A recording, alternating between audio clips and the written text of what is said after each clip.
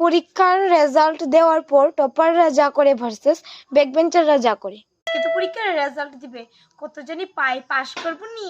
এত নাটক করিস না, তুই বেশি ভাবি দিস, তুই ফার্স্ট হবি এবার।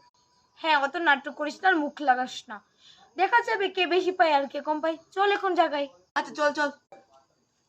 তো স্টুডেন্ট, তোমরা তো জানোই আজকে তোমাদের রেজাল্ট দেওয়া হবে। তো যে প্রথম স্থান অধিকার করেছে তার নাম হলো হাগু রয়, আর সে পেয়েছে 99%। মেম আমার খাতাটা।